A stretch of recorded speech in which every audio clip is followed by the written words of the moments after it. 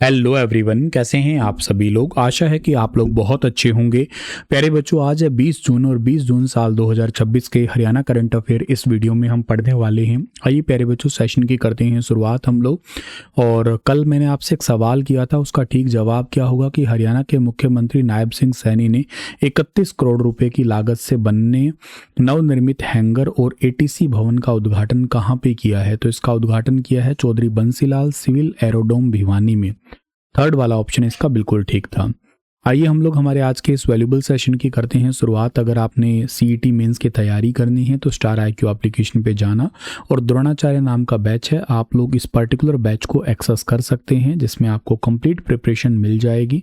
Specially D group के aspirant है तो आप लोग संकल्प बैच है, इसको ले सकते हैं स्टार IQ एप्लीकेशन पे, ये बैच भी आपको मिल जाएगा।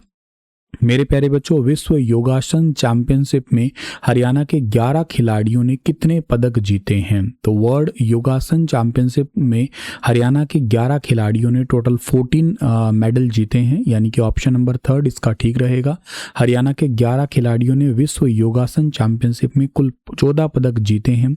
इन खिलाड़ियों ने अस्थमा, हृदय रोग, कमजोर इम्यूनिटी और आर्थिक तंगी जैसी बड़ी चुनौतियों को योग के माध्यम से मात दी है।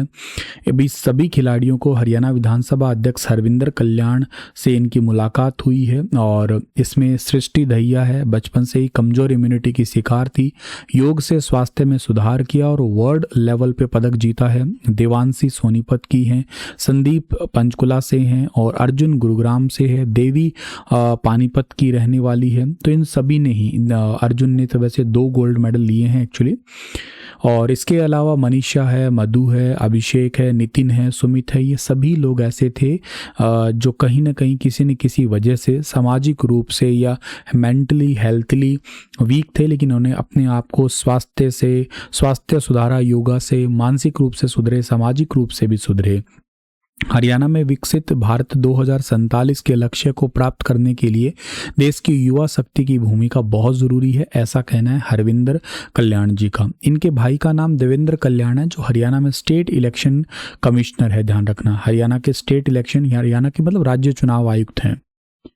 पंजाब पुनर्गठन अधिनियम 1966 के अनुसार चंडीगढ़ में हिमाचल प्रदेश की कितनी परसेंटेज हिस्सेदारी बताई गई है। तो हिमाचल प्रदेश भी चंडीगढ़ के लिए दावा करता आया है, तो इसके लिए परसेंटेज हिस्सेदारी है 7.19%।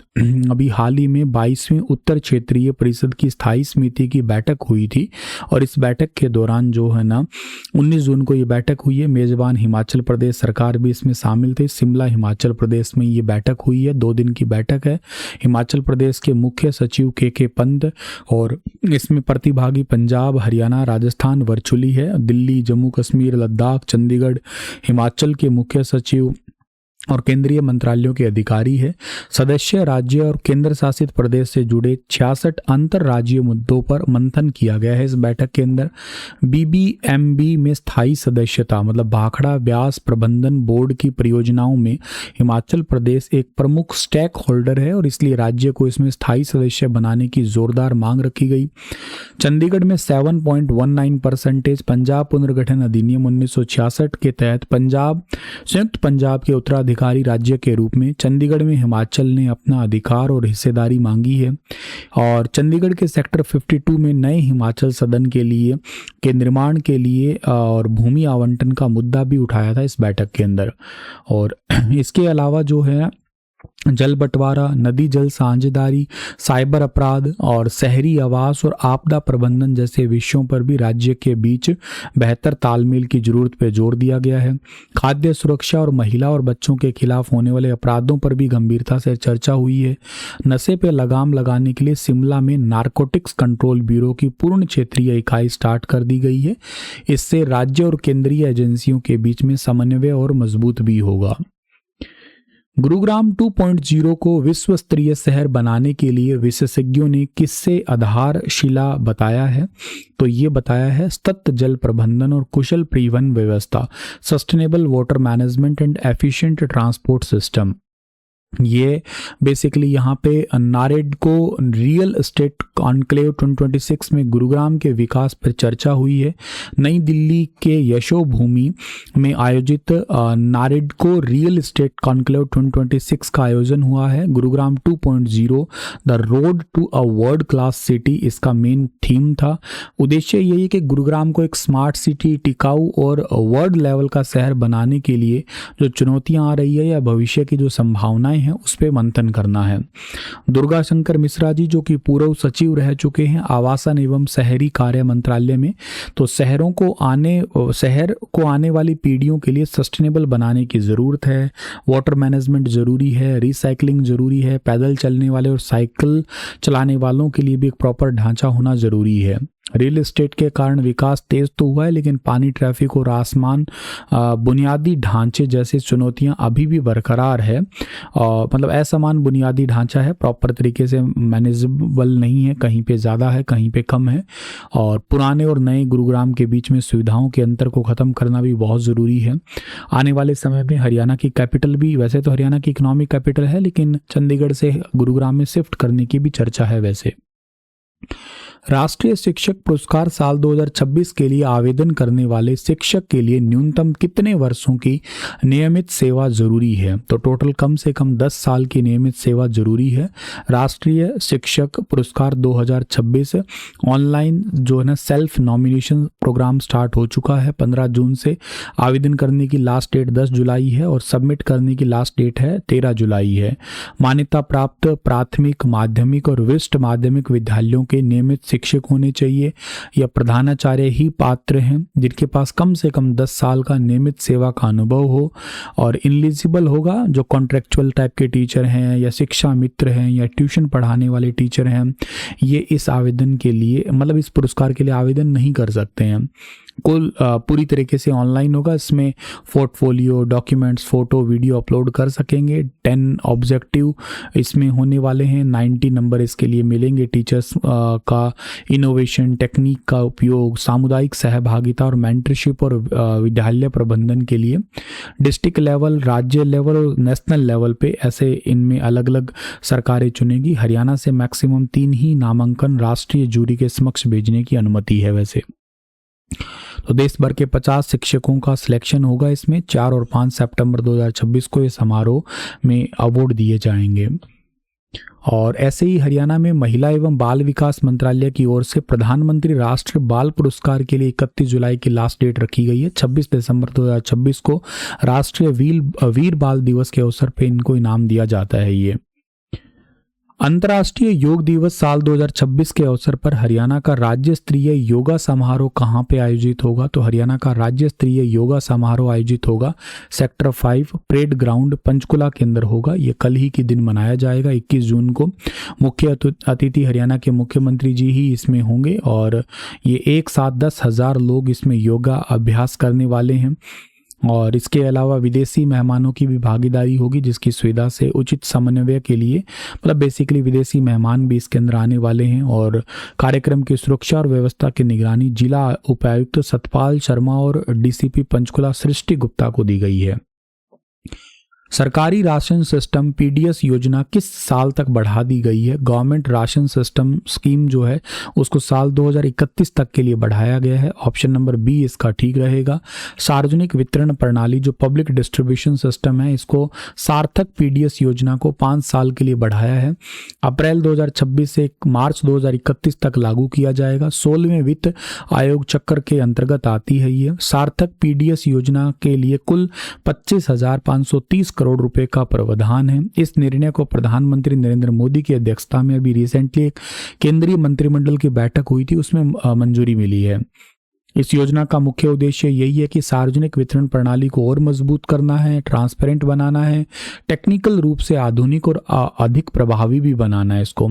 सार्थक पीडीएस को एक अम्ब्रेला स्कीम यानी कि छतरी योजना के रूप में लागू किया जाएगा। इसमें पीडीएस से जुड़ी वित्तीय सहायता और तकनीकी सुधारों को एक ही ढांचे में लाया गया है।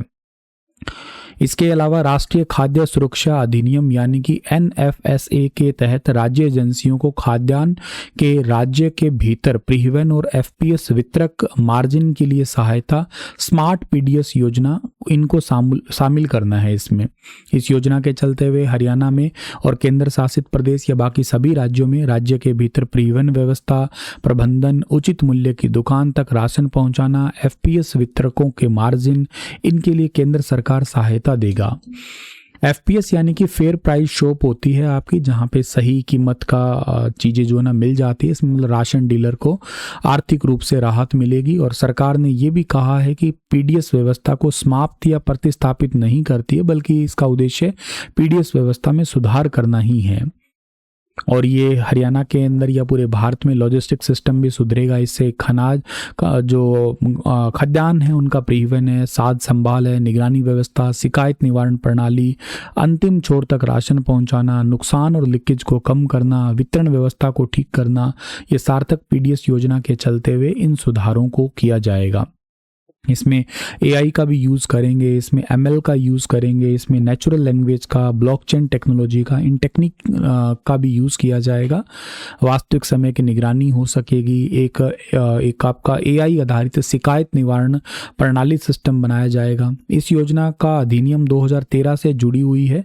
लगभग 81.35 करोड़ लोगों को शामिल किया गया है। इस योजना का लक्ष्य सभी पात्र परिवारों को पर्याप्त मात्रा में खाद्यान्न, गुणवत्तापूर्ण राशन समय पर वितरण मिल सके। और इसके साथ साथ जो ना हरियाणा में राशन डिपो या FPS तक अनाज पहुंचाने में सहायता मिलेगी। हरियाणा के राशन डिपो संचालक या डीलरों को मिलने वाला मार्जिन बढ़ जाएगा। हरियाणा में राशन वितरण की मॉनिटरिंग, कंप्लेंट सिस्टम और ट्रैकिंग बेहतर हो जाएगा। Artificial intelligence, natural language processing, machine learning technology का यूज़ किया जाएगा।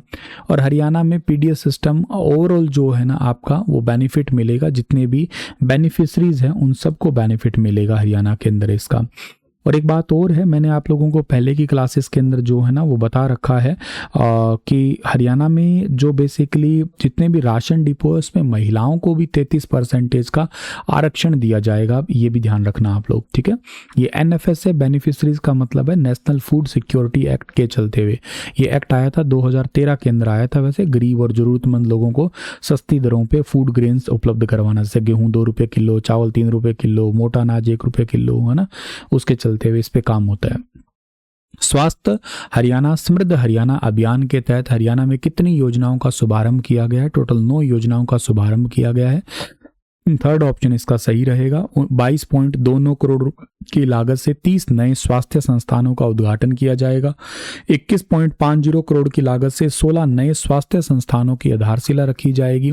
सोनीपत के जिला नागरिक अस्पताल में मरीजों के जो परिजनों की सुविधा के लिए 6.45 करोड़ रुपए की लागत से एक अत्याधुनिक विश्राम गृह का शिलान्यास किया जाएगा। स्वस्थ नारी सशक्त परिवार क्लिनिक है, महिलाओं के लिए भी स्पेशली 23 जिलों के अंदर इस क्लिनिक की शुरुआत की जाएगी हरियाणा में, जो हर साल 0.34 करोड़ रुपए इस पे खर्च किए जाएंगे। हरियाणा के अंदर 9 परियोजनाओं की शुरुआत हरियाणा की स्वास्थ्य मंत्री आरती सिंह राव ने इसकी जानकारी दी है। MRI सुविधा है, CT स्कैन की सुविधाएं हैं, टेली ECG है, ऐसे फ्री डायलिसिस की सुविधाएं हैं। ये भी हरियाणा में धीरे धीरे शुरुआत की जा रही है। सस्ती दवाइयाँ भी मिलेगी। ब्रांडेड दवाइयाँ सस्ती दरों पे उपलब्ध करवाने के लिए 23 जिला अस्पतालों में 1.73 करोड़ रुपए की लागत से अमृत फार्मेसी खोली जाएगी हरियाणा में। आज का सेशन इतना ही है। आप लोगों के लिए सवाल छोड़ रहा हूं कि भारत भूषण जुआल को किस संस्था की मैनेजिंग कमेटी में गवर्नमेंट रिप्रेजेंटेटिव नियुक्त किया गया है? बताना संस्था के बारे में भी और इनके बारे में भी। मिलता हूं आप लोगों को मैं अगले दिन के करंट अफेयर के साथ। तब तक अपना ख्याल रखना। और एक हरियाणा इकोनॉमिक सर्वे का पार्ट 2 भी आपका जल्दी अपडेट हो जाएगा, उसको भी आप जरूर देख लेना, ठीक है। Thank you. राधे राधे।